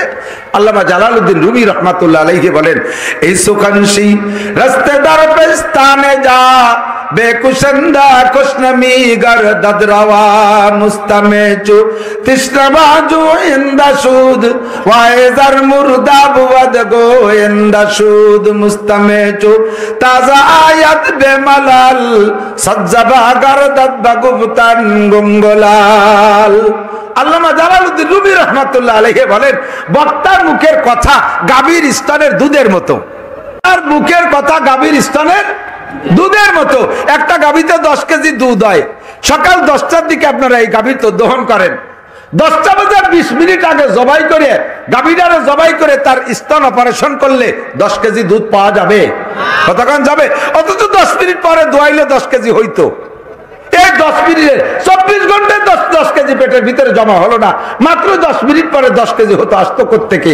আল্লাহ পাক বলেন, মিনবাইনি ফারাসি ওয়া দামিন লাবানান খালিসা, আগেও বানাই রাখি না, গাভীটার কষ্ট হবে, পেটের ভিতরে তার যে জায়গা আছে, তার পাকস্থলী লাগবে, তার হজমতলী লাগবে, তার ইত্যাদি ইত্যাদি যা লাগবে, তাই দিয়ে পেটটা ভরা। যদি এর ভিতরে আবার 10 কেজি দুধ আগের থেকে বানাই রাখি, গাভীটার কষ্ট হবে। যখন তোমার দুধের প্রয়োজন, দুধ আমি সেই সময় তৈরি করব। তবে কখন? বাসুরে যে যখন বানে জিব্বে দিয়ে চাটা মারে, আমার দিক থেকে বাসুরে যখন যায় বানে জিব্বে দিয়ে চাটা মারে, ওই সময় নগদ সেই সময় আল্লাহ পাক রব্বুল আলামিন তার কুদরতি মেশিন দিয়া, আল্লাহ পাকের কুদরতি দুধ বানায়নি মেশিন আছে, জানেন মেশিন? আল্লাহ পাকের মেশিনের নাম হলো ওয়াইদা আরাদা শাইআন আইয়াকুল লাহু কুন ফায়াকুন। যাহা কিছু বানানোর ইচ্ছা করে আল্লাহ পাক একটা শব্দ মাত্র ব্যবহার করে, 2 হরফের একটা শব্দ, শব্দটা হলো কাফ নুন পেশ কুন। কুন বলার সঙ্গে সঙ্গে হয়ে যায়। আল্লাহ কয় বাসুরে যখন বানে জিব্বে দিয়ে চাটা মারে, সঙ্গে সঙ্গে আমি রক্ত আর গোবরের মাছ দিয়া 10 কেজি সাদা দুধ তৈরি করে পাঠাইয়া দেই। তবে বাছুরের মায়ের বানে চাটতে হবে। বাছুরি যদি বানের মায়ের বানে না চাইটা পাছায় চাটে, মুখ চাইটে দেয়, পেট চাইটে দেয়, তাহলে কি বানে দুধ আসবে? কথা কান আসবে? আসবে না। সেম কোয়ালিটি বক্তা ওয়াজ করবে, পেটের মধ্যে ওয়াজ নাই, জিহ্বার মধ্যে ওয়াজ নাই, মাথার মধ্যে ওয়াজ নাই, বসার পরে ওয়াজ আসবে। শ্রোতারা বাছুরির মতো অন্তর জিহ্বাতে চাটা দেবে। যখনই চাটা দেবে আল্লাহ পাক আরশে আজিম থেকে বক্তার মাথার মধ্যে ওয়াজ পাঠাইয়া দেবে, জিহ্বাতে মুখ দিয়ে ঠোঁট দিয়ে কথা বের হবে। এই মুহূর্তে যদি শ্রোতারা মোবাইলে চাটা দেয়, চানাচুরি চাটা দেয়, বাদামে চাটা দেয়, পানে জাগর কাটে, তাহলে ওই বাছুরির মার গায়ের ৫,০০০ পেট আর জিহ্বে চাটার মতো হবে, একটু দুধ আসবে না। যত ১ লাখ মানুষ এই মাঠ করা বসা, সামনে একটা মানুষ যদি এরকম উলিঝুলি করে, তাহলে যত বড় ভালো বক্তা কষ্ট করতে পারবে না। যত বড় ভালো বক্তা হোক, সামনের পর একটা যাবে না। ভদ্রতার সাথে, আদবের সাথে, ওয়াজ শোনার নিয়ে তো মহাব্বতের সাথে শুনতে হবে। আপনার ভাব দেখে বোঝা যায় যে আপনি অনাগ্রহী, আপনার কারণে ওয়াজ হবে না। নবী আলাইহিস সালাম বয়ান করতেছেন, হুজুর বয়ান করতে পারতেছে না, মুখ শুকিয়ে আসতেছে, জিহ্বা শুকিয়ে আসছে, ঘন ঘন পানি খায়। জিবরাইল এসে কয়, হুজুর আজকে ওয়াজ করতে পারতেছেন না কেন? হুজুর কয়, ওই বুড়ো লোকটার জন্য পারতেছি না। কয়, বুড়ো লোকটা কি করছে? কয়, ওই একবার ভাষা ফিরাইতে বসে, একবার এদিক তাকায়, একবার ওদিক তাকায়, মা ঘন ঘন পেশাব করতে যায়, আইসে ফুটফুট করে বাদাম খায়, খেজুর খায়, ওর একার জ্বালায় ওয়াজ করতে পারতেছি না। কয়, চেনেন হুজুর ওরে? কয়, চিনি তো। কিভাবে স্যার? আমার বাপ বয়সী মুরব্বী, আমার এলাকারই ভালোই সম্মানী মানুষ। কয়, ও না, ওর কি দোষ আছে জানেন? কয়, না তা জানি না। কয়, শোনেন সূরা কলম, ওই সময় সূরা কলম নাজিল করছে। সূরা কলমের ভিতরে শুরু থেকে আল্লাহ নবীর প্রশংসা, এরপরে কত দূর যাইয়া ওই বদমাইশের সিফাত বলা শুরু করছে। তার ভিতরে কয়, ওর জিন্দেগিতে 9টা দোষ আছে, তার ভিতরে একটা দোষ হলো উতুল্লিম বাদা যালিকা জানিম, হলো হারামজাদা জারির বাচ্চা, ও জারুর সন্তান। এই কারণে মাহফিলের আদব রক্ষা করতে পারতেছে না, ওর জন্মের মধ্যে দোষ আছে। ওর নাম কি? ওলীদ ইবনে মুগীরা। নাম তার ওলীদ, পরিচয় তার বাপ মুগীরা। আসলে মুগীরা তার বাপ না, মুগীরার গোলাম তার মায়ের সাথে আকাম করে গর্ভ দিয়া এই সন্তান বানাইছে, পরিচয় দেয় মুগীরার সাথে তার বাপ। ওটা হলো হারামজাদা জারুর সন্তান। কিয়ামত পর্যন্ত আপনার উম্মতের ভিতরে এক শ্রেণীর মানুষ হবে যারা কোরআনের মাহফিলের আদব বুঝবে না, আল্লাহর কোরআন মানতে চাইবে না, কোরআনের সংবিধানের বিপরীত কথা বলবে, কোরআন ওয়ালাদেরকে গালি দেবে, মাদ্রাসা দেখতে পারবে না, মসজিদ দেখতে পারবে না, মাহফিলের ভিতরে বেয়াদবি করবে। জেনে রাখেন, যদি আপনারা না জানেন তার আভ্যন্তরীণ খবর, ভালো করে জেনে রাখেন, ওর আভ্যন্তরীণ খবর হলো ওর জন্মের মধ্যে দোষ আছে। আল্লাহর কোরআনী সংবিধান পছন্দ করে না, মজলিসের আদব বোঝে না। ইমাম আবু হানিফা রাহমাতুল্লাহ আলাইহির ছাত্র ইমাম আবু ইউসুফ ইমাম মুহাম্মদ, ইমাম জুফা, এরকম বড় বড় ইমাম ছাত্রদেরকে নিয়ে আসরে পরে বৈশা পাহাড়ের পাদদেশে ইরাকে বসে বিকেল বেলা মাসলা মাসাইলের আলোচনা করতেছে। গোল হয়ে বৈশা, হ্যাঁ যুবক আমার দিক, আদব শিখেছি, কিন্তু এটাও আদব, ভালো করে মনে রাখবেন। আমরা আসি মাহফিলে, যখন এক শ্রেণীর যুবক সালাম দেয় আমাদেরকে, আসসালামু আলাইকুম হুজুর, কয় টিপ মারিয়ে আসছেন, আমার সাথে সাক্ষাৎ করতেছে। বেয়াদব হবি, আল্লাহর করুণা থেকে বাহির হয়ে যাবি, খোদার গজবে বেয়াদবি করবি, যে কোনো জায়গায় ট্রাকের তলে পড়ে মরবি, বাসের তলে পড়ে মরবি, যে কোনো ভাবে মহাবিপদে পড়ে যাবি। বেয়াদবি করলে যার সাথে করবি সে যে দোয়া দেয়, ওই বদদোয়াটা আর সে আজিমে পৌঁছাইতে কোনো ওসিলা লাগে না, কোনো বিমান লাগে না, ডাইরেক্ট চলে যায়। সাবধান। আবু হানিফা রাহমাতুল্লাহ সাথীদেরকে নিয়ে বসে বসে এই মাসলা মাসাইলে আলোচনা করতেছে। এর ভিতরে মাঠে খেলাধুলা করতেছে, 11 দুগুণে 22টা প্লেয়ার ফুটবল খেলতেছে। বল একটা মেরে দিছে, উড়িয়ে এসে বলটা ওই হুজুরদের গোলের মধ্যে পড়ছে। একবারে হুজুরের সাথে, একবারে হুজুরের সাথে এভাবে ধাক্কা ধুক্কা খাতি খাতি লাস্টে যে বলটা থেমে গেছে মাঝখানে। এখন ওই 22 জন আইসে পাশে দাঁড়ায় রয়েছে, বল না নিলে তো বিকেল টাইম খেলা হবে না। এক একজন আসে, কয় দাঁড়া আমি বল নিয়ে আসি। আইসে হুজুরকে চেহারার দিক তাকাইয়া চুপ করে ফিরেছে, তোর হুজুরকে মধ্যে যাওয়া যাবে না। আর একজনকে দাঁড়াতে আমি নিয়ে আসি। এইভাবে 21 জন ফেল করছে। 22 নম্বর ফেলে আড়াইছে, কয় এইরকম মহিলাকে মতো মিশুর মিশুর করলি আর খেলা হবে না, দাঁড়া আমি নিয়ে আসি। ও লাগতে যায় মাঝখানে পড়ে বলটা নিয়ে চলে গেছে। ইমামে আবু হানিফা রাহমাতুল্লাহ আলাইহি বলতেছেন, এই তোমরা খবর নিয়ে দেখো, এই ছেলেটার জন্মের মধ্যে দোষ আছে, ছেলেটার জন্মের মধ্যে দোষ আছে, খবর নাও। কয়েকদিন পরে ইমামদের ভিতরে একজন আইসা বলতেছে, হুজুর পাইছি, খবর পাইছি। ওই ছেলেটা যখন মাতৃ গর্ভে, তখন ওর বাপ আইছে আমার কাছে মশালা জিজ্ঞেস করছিল, হুজুর আমি তো পাকা ক্ষেতের মধ্যে নসিমন চালাই ফেলাইছি।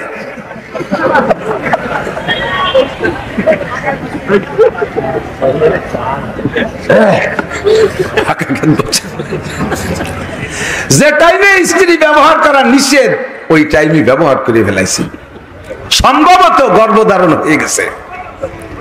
এখন কি হবে? কয় তোমার সন্তানগুলো পরিচয় হবে সন্তান হালাল, তবে আল্লাহর নিষেধাজ্ঞার মধ্যে জন্ম দিয়েছো, ওই সন্তানের ভিতরে হারামের কিছুটা গন্ধ ঢুকে গেছে, ওই সন্তানগুলো অন্য সন্তানদের মতো ভালো হবে না, ওইটা খানিকটা বেয়াদব হবে। ওইটা ডাইরেক্ট হারামজাদা না, ওইটা হলো ইনডাইরেক্ট হারামজাদা। ইনডাইরেক্ট হারামজাদা হওয়ার কারণে ওর ভিতরে এই জাতীয় জুরআত আর বাহাদুরি এত বড় হুজুরদের মধ্যে লাগবে যে বল কেটে নিয়ে আসে। সাবধান, বলতে আমরা পারি না, ডাইরেক্ট বলতে পারি না তুই জানির বাচ্চা, কিন্তু তোমার আচরণে বুঝে ফেলাইছি তোমার গোড়ায় সমস্যা আছে, গোড়ায় সমস্যা আছে। তোমার বাপ্পা ক্ষেতের মধ্যে নসিমন চালাইছে, বেশি আর কলাম না। এজন্য কমপক্ষে এই জায়গায় বসে আদবের খেয়াল রাখবেন। কথা বলেন ঠিক আছে না? আল্লাহ কবুল করুক, বলেন আমিন। কুল্লু নাফসিন যায়কাতুল মাউত, মরা লাগবে। জোর হলো না? মরণের নাম কিয়ামত। বলেন মরণের নাম, মরণের নাম কিয়ামত। কিয়ামত দুইটা। কিয়ামত কয়টা? ইন্টারন্যাশনাল কিয়ামত আর পার্সোনাল কিয়ামত, প্রাইভেট কিয়ামত। আন্তর্জাতিক কিয়ামতের ব্যক্তিগত কিয়ামত, উভয় কিয়ামতকে আল্লাহ পাক এমন ভাবে রেখেছেন তার ডেট আর তারিখ কেউ জানতে দেয় নাই। আল্লাহ পাক বলেন ইন্নাল্লাহা ইনদাহু ইলমুস সাআহ, আন্তর্জাতিক কিয়ামত হবে, এটা এক আল্লাহ ছাড়া কেউ জানে না। ইসরাফিল আলাইহিস সালামের সিংহার বুকে দুনিয়াটা ধ্বংস হবে, ইসরাফিলকে আল্লাহ তাআলা বলে দেয় নাই যে তুমি কোন সালের কত তারিখে তুমি সিংহায় ফুঁক দিবা, ইসরাফিল আলাইহিস সালাম জানে না। আল্লাহু আকবার, কবে কোন দিন সিংহায় ফুঁক দিতে হবে এটা ইসরাফিল আলাইহিস সালাম জানে না। আন্তর্জাতিক কিয়ামত ঘটাবে যার ফুঁকে, সে ব্যক্তিকে আল্লাহ তাআলা জানে না, জানাই নাই। আরেকটা হলো পার্সোনাল কিয়ামত, ওমা তাদরি নাফসুম বিআইয়ি আরদিন তামুত, কে কোন জায়গা কখন মারা যাবে এইটাও কেউ কইতে পারবে না, কে কোন জায়গা কখন মারা যাবে বলতে পারবে না। দো চিজ আদমিরা কাশাত জোরে জোর, দো চিজ আদমিরা কাশাত জোরে জোর, একে আবদানা দেগার খাকে গোর। দুইটা জিনিস মানুষকে তার গন্তব্যে নিয়েই ছাড়ে, একটা হলো রুজি আর রুটি, আর একটা হলো কবরের মাটি। কথা বলেন ঠিক কি ঠিক না? যেখানে রুজি আছে যাইতেই হবে, যেখানে মরণ আছে সেখানে যাইতেই হবে।